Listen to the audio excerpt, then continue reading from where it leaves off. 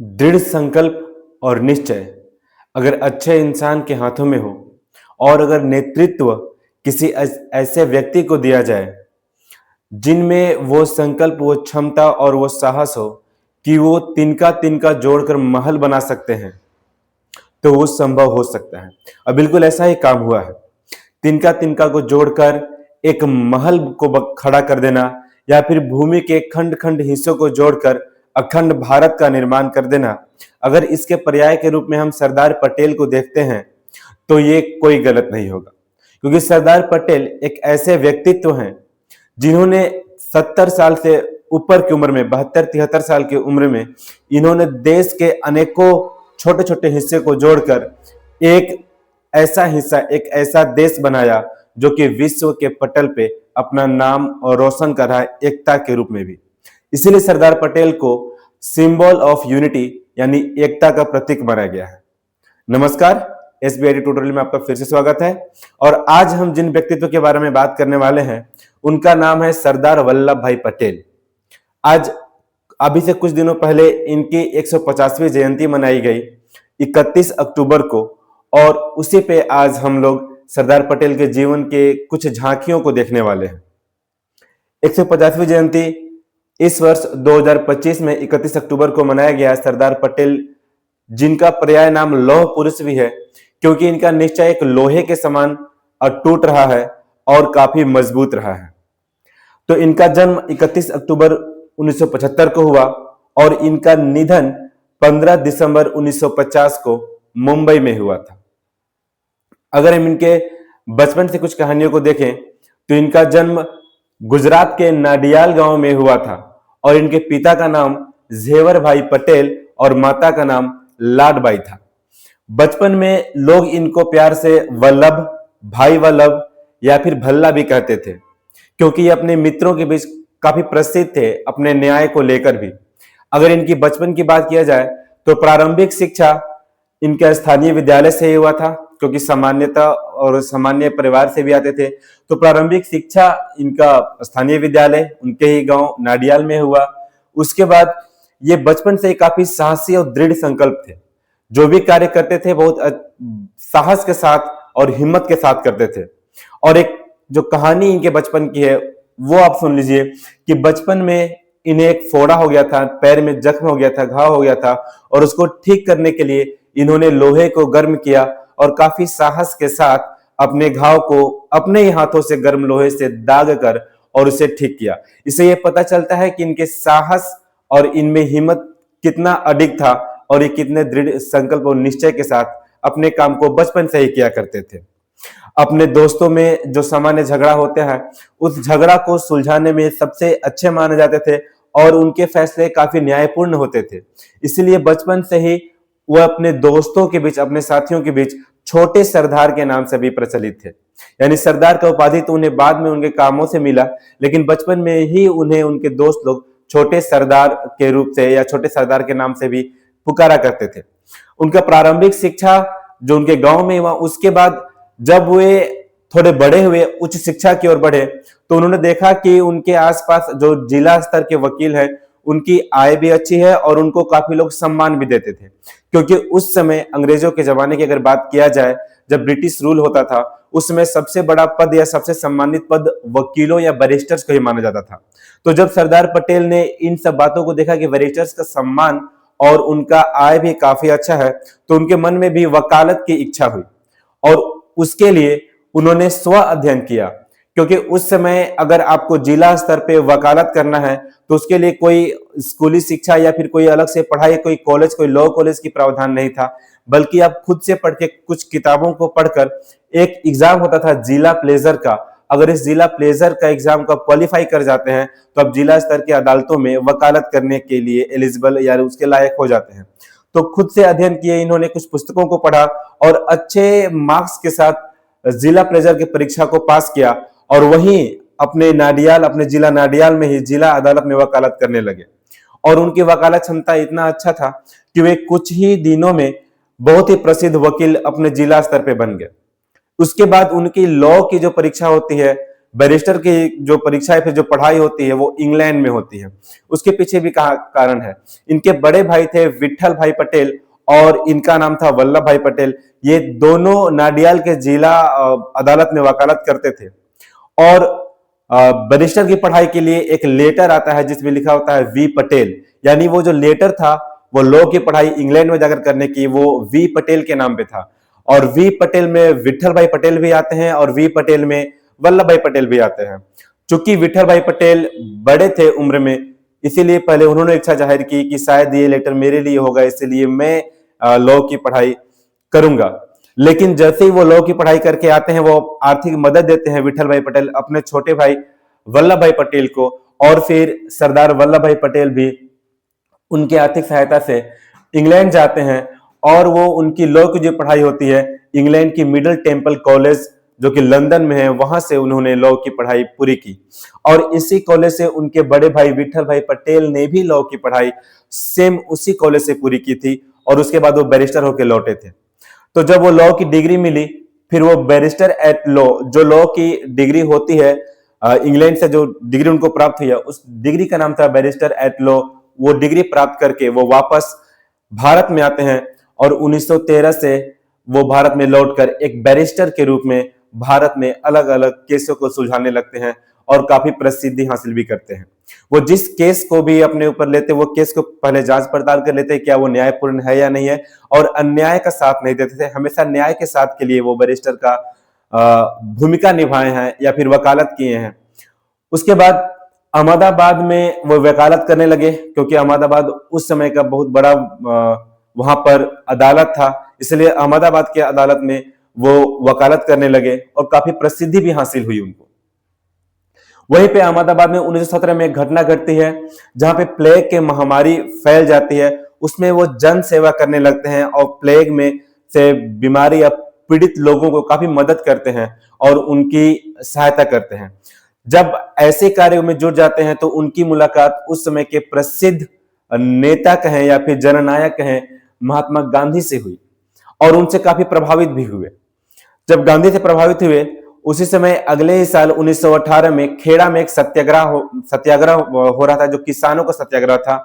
किसानों के ऊपर अंग्रेज सरकार द्वारा लगाए गए अतिरिक्त कर के लिए किसानों ने सत्याग्रह किया या फिर अंग्रेज के विरुद्ध अपना अनशन को स्टार्ट किया। उसी में सरदार पटेल ने हिस्सा लिया और किसानों की बहुत बड़ी सहायता की और उनकी सहायता से आखिरकार अंग्रेज सरकार को झुकना पड़ा और वो कर जो उन्होंने बढ़ाया था उस कर को वापस भी करना पड़ा। जब किसी किसान को बुलाया जाता है ऐसी स्थिति में, तो वे इनकी जासूसी भी बहुत अच्छी थी और सरदार पटेल अपने जासूसों के मदद से उस किसान को कहीं छुपा देते और अंग्रेज सरकार का उस किसान से भेंट नहीं हो पाती। बार बार ऐसा करने से अंग्रेज सरकार परेशान हो गई और आखिरकार झुकी और सरदार पटेल की यह नीति काफी सफल रहा और यहां से उनका नेतृत्व क्षमता और बढ़ गया। और उसके बाद फिर खेड़ा सत्याग्रह से लौटने पर या फिर भारत में जब आए, वो अपना काम को जन सेवा में लगा दिए या फिर लोगों की सहायता में लगा दिए, तो वो काफी प्रसिद्ध और महात्मा गांधी के साथ जुड़ भी गए और वो हालांकि कांग्रेस में शामिल भी हो गए, आंशिक रूप से माना था वो कांग्रेस में शामिल हो गए थे, लेकिन महात्मा गांधी के साथ जुड़कर वो जन सेवा या फिर जन के कार्यों में लग गए अपने वकालत के साथ साथ। फिर वहीं पे 1918 में खेड़ा सत्याग्रह के बाद जब वो गांधी जी से मिले तो उनके सभी आंदोलनों में बढ़ चढ़कर हिस्सा लेने लगे। उसके 10 साल बाद एक और घटना होती है और वो घटना होती है बारडोली में। बारडोली में फिर से किसानों के ऊपर 30% अतिरिक्त कर को लगा दिया गया। उसके विरुद्ध वहां पे नेतृत्व करने का जो जिम्मेवारी था महात्मा गांधी ने सरदार पटेल को सौंपा। इस बारडोली के किसानों को उनके अतिरिक्त कर से छुड़ाने के लिए एक सत्याग्रह जो हुआ उसमें नेतृत्व का जिम्मेवारी सरदार पटेल को महात्मा गांधी के द्वारा दिया गया और इस नेतृत्व को भी सरदार पटेल ने बहुत ही दृढ़ता और अपने अच्छे दिमाग या फिर कुशल संचालन के साथ किया और वहां पे भी उन्हें सफलता प्राप्त हुई। यानी बारडोली सत्याग्रह में भी सरदार पटेल के जो नेतृत्व है उसमें सफलता प्राप्त करके सरदार पटेल ने किसानों की काफी मदद की और वहीं से बारडोली सत्याग्रह की सफलता के बाद वहां के लोग स्नेह से, प्रेम से उन्हें सरदार कहने लगे। सरदार का मतलब होता है नेता और वो एक अच्छे नेता, एक अच्छे नेतृत्व क्षमता वाले थे। इसीलिए बारडोली के किसानों ने उन्हें सरदार की उपाधि या फिर स्नेह से सरदार उपनाम दे दिया, और वहीं से उनका नाम वल्लभ भाई पटेल से सरदार पटेल के रूप में भी जाना जाने लगा। फिर जब वो और अपने जन सेवा के कार्य में जुड़ गए, तो फिर सरदार पटेल महात्मा गांधी के साथ जुड़कर काफी बढ़ चढ़कर हिस्सा लेने लगे, ताकि अब भारत को आजाद कराया जाए। यानी भारत के स्वतंत्रता संग्राम में भी इनकी भूमिका बढ़ने लगी। ये किसानों की सहायता या मदद करते ही रहे। धीरे धीरे ये भारत के स्वतंत्रता संग्रामों में भी गांधी के साथ कदम से कदम मिलाकर वहां पे अपने काम को पूरा करने लगे। अब अगर हम उनकी योगदान की बात करें, स्वतंत्रता संग्राम में क्या क्या योगदान रहा है, तो वो उनके साथ मिलकर बहुत अच्छी भूमिका तो निभाए ही।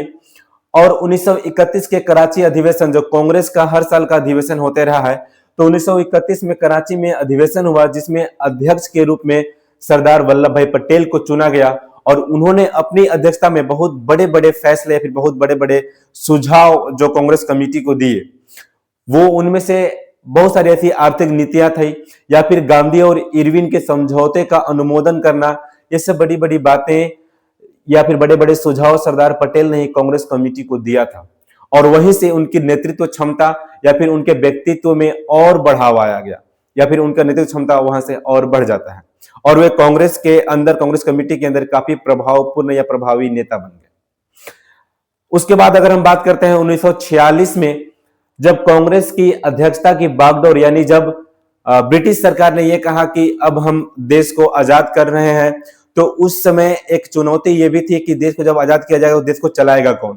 तो कांग्रेस कमेटी को जिम्मेदारी मिली, कांग्रेस को ये जिम्मेदारी मिली कि तो चूंकि उस समय 1940 में सबसे बड़ी अगर कोई पार्टी थी, कोई संगठन था, तो कांग्रेस था। तो कांग्रेस को ये जिम्मेदारी मिली कि आपको अंतरिम सरकार बनाना है, और जब तक संवैधानिक रूप से चुनाव नहीं हो जाता है, तब तक यही अंतरिम सरकार देश को रूल करेगी, देश को संगठित होकर चलाने की विधि व्यवस्था को देखेगी। तो वहां पे अध्यक्ष का चुनाव था। वहां पे एक और तर्क यह भी रखा गया कि कांग्रेस कमेटी का जो अध्यक्ष होगा वही देश का प्रतिनिधित्व करेगा अंतरिम सरकार का, यानी प्रधानमंत्री के रूप में आएगा। वहां पर 3 कैंडिडेट या फिर 3 उम्मीदवार को कांग्रेस कमेटी का अध्यक्ष के लिए प्रस्तावित किया गया। उनमें से एक थे सरदार वल्लभ भाई पटेल, दूसरा थे जेवी कृपलानी, और तीसरा जब पंडित जवाहरलाल नेहरू। ये तीनों ने उम्मीदवारी को दावा किया। उस समय 15 क्षेत्रीय संगठन थे, और उन्हीं संगठन के प्रतिनिधि जो कर रहे हैं, उनके द्वारा ही कांग्रेस के अध्यक्ष को चुना जाना था। तो जैसा कि कुछ पत्रों में या कुछ ऐतिहासिक घटनाओं में, किन्हीं की आत्मकथाओं में इस बात का पूरी तरह से जिक्र है कि उन 15 सदस्यों में से 12 सदस्य का जो मत था वो सरदार पटेल के साथ था, जबकि 2 सदस्य का मत जेवी कृपलानी के साथ था, और 1 सदस्य किसी के साथ नहीं गए, यानी तीनों में से किसी को अपना नेता या फिर कांग्रेस कमेटी का अध्यक्ष कहें या फिर अंतरिम सरकार का प्रधान या प्रधानमंत्री कहें, उसके लिए वोट नहीं किया। 15 में से 12 मत प्राप्त होने के बाद भी सरदार पटेल को आखिर अध्यक्ष क्यों नहीं बनाया गया, ये चर्चा आज भी होती है। ये राजनीतिक मुद्दों में या फिर चुनावी मुद्दों में अक्सर अभी के सरकारें कहें या फिर अभी के राजनीतिक पार्टियां इस बात को उठाती है, और कांग्रेस की पार्टी इस बात को छिपाती है कि आखिर यह घटना क्यों हुई है। हालांकि सभी लोग जानते हैं कि इसके पीछे जब पंडित नेहरू को एक भी मत प्राप्त नहीं हुआ, फिर भी उन्हें अध्यक्ष और देश का प्रधानमंत्री क्यों बनाया गया, अगर इसके बारे में बात किया जाए तो इसमें सीधा का सीधा महात्मा गांधी जी का इच्छा का ही रोल होता है। महात्मा गांधी किस कारणवश आखिर पंडित नेहरू को सरदार पटेल के ऊपर अध्यक्ष चुनते हैं और प्रधानमंत्री के पद का दावेदार भी मानते हैं, ये विषय अभी भी महात्मा गांधी के साथ चला गया है। तो उस बारे में कोई तर्क करना, कुछ महानुभावों का यह कहना है कि शायद चूंकि उस समय वो 72-73 साल के हो चुके थे सरदार पटेल, और पंडित नेहरू के पास जीवन में काफी उम्र बचा हुआ था, इसीलिए शायद दूरदर्शिता और भविष्य को देखते हुए, क्योंकि जिनके पास अभी जीवन काल का उम्र ज्यादा बचा हो उनको ही नेतृत्व देश का करना चाहिए, शायद ये कारण हो सकता है जिस कारण महात्मा गांधी ने पंडित नेहरू को अध्यक्ष पद के लिए चुना। और पंडित नेहरू को अध्यक्ष बनाने के लिए महात्मा गांधी ने सरदार पटेल से ये अनुरोध किया या फिर ये आदेश दिया कि आप अपने उम्मीदवारी को वापस ले लीजिए और आप अपना समर्थन पंडित नेहरू को दीजिए, और वहीं से पंडित नेहरू देश के पहले प्रधानमंत्री कहें या फिर कांग्रेस कमेटी के अध्यक्ष चुने जाते हैं। प्रधानमंत्री का पद को तो उन्होंने त्याग दिया सिर्फ महात्मा गांधी के अनुरोध पर या फिर उनके कहने पे। उसके बाद वो भारत के एकीकृत करने में जुट गए और वो भारत के पहले गृह मंत्री और पहले उप प्रधानमंत्री के पद को स्वीकार कर लिया और देश के सरकार में शामिल हुए। यही वो कमेटी के बारे में बात करें तो यहीं पे वो चर्चाएं हो रही थी कि किसको अध्यक्ष चुना जाए, और महात्मा गांधी के इच्छा से पंडित नेहरू को अध्यक्ष पद का जिम्मा दिया गया और प्रधानमंत्री पद का भी जिम्मा दिया गया। सरदार पटेल ने अपनी दावेदारी को वापस ले लिया। स्वतंत्रता के बाद अगर हम बात करें कि आखिर उनको एकता का सिंबल ऑफ यूनिटी क्यों कहा गया, उनको लौह पुरुष और सरदार का असली जो प्रतीक क्यों माना गया, उसके बारे में सबसे बड़ी बात यह है कि जब ब्रिटिश सरकार ने भारत को स्वतंत्र किया और भारत के नेता के हाथों में जब इस भूखंड को दिया तो उस समय भारत बहुत सारे खंडों में बटा हुआ था।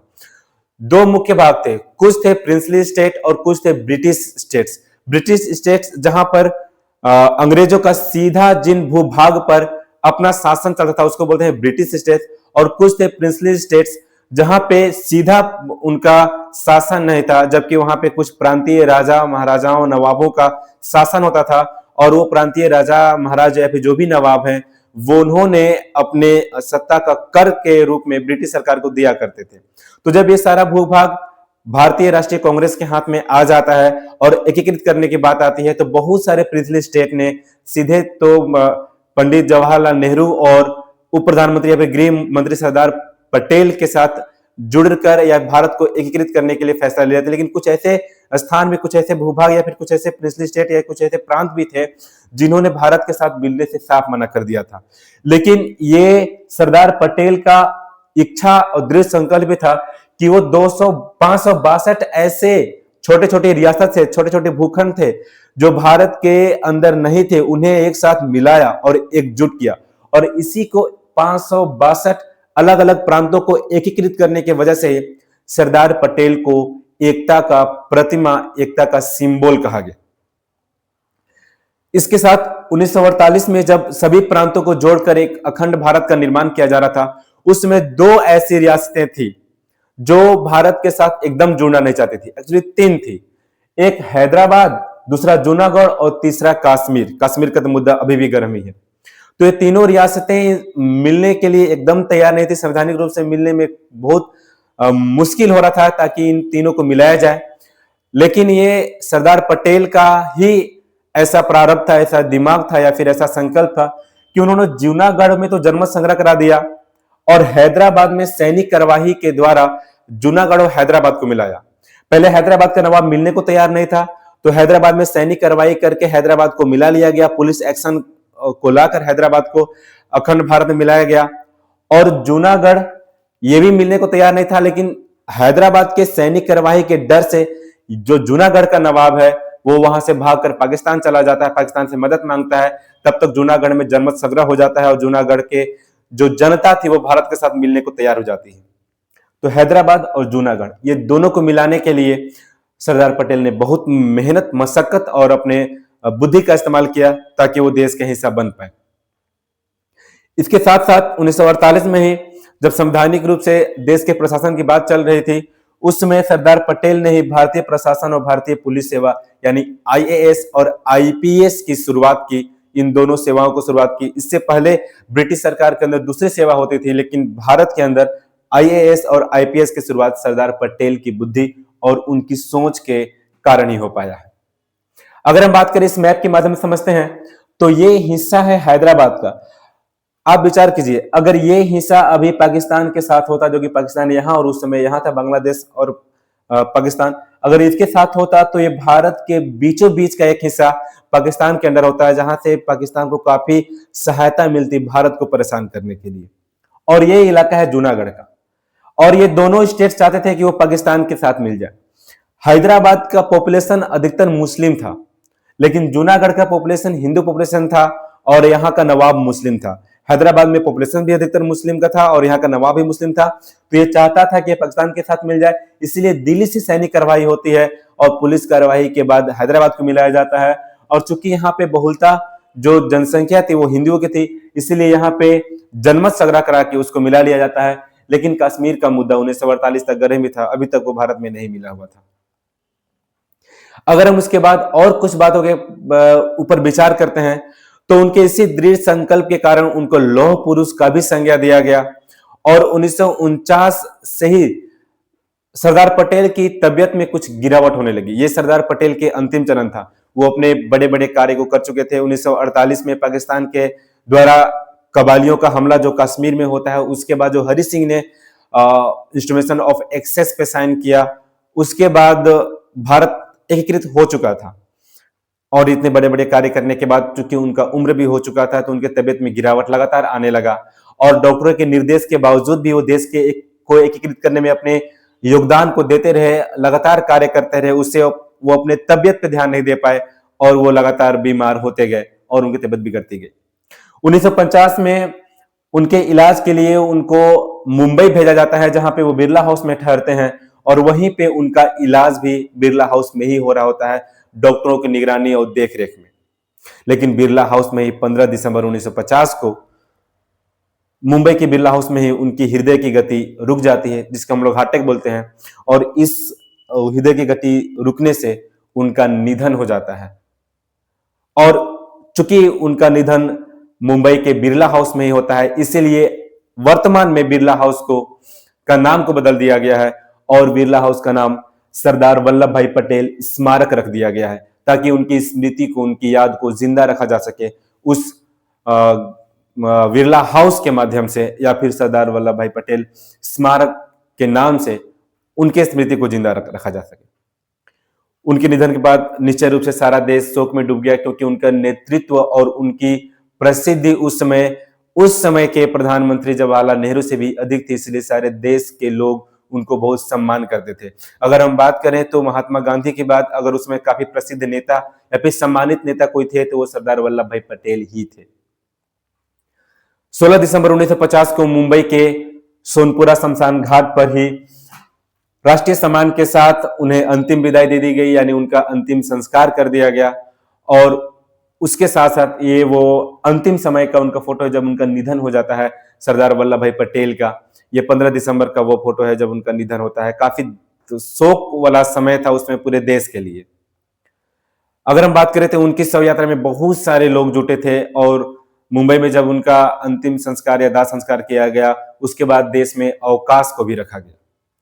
हम आज उनके बारे में बात करें। उनके निधन के 41 वर्ष बाद सरकार ने 1991 में उन्हें देश का सर्वोच्च सम्मान जो होता है भारत रत्न का सम्मान, वो प्रदान किया गया। आखिर इतना विलंब क्यों हुआ, इसके बारे में भी बहुत सारे राजनेताओं का या फिर राजनीतिक संगठन का अलग अलग मत विचार या फिर कॉन्ट्रडिक्शन चलता है कि आखिर ऐसे नेता जिन्होंने अखंड भारत को बनाया, अलग अलग भूभाग को 562 प्रांतों को एक करने का क्षमता जिनमें था, जिन्होंने देश को संगठित किया, देश को बनाया, उनको देश का सर्वोच्च सम्मान भारत रत्न देने में इतना विलंब क्यों हुआ।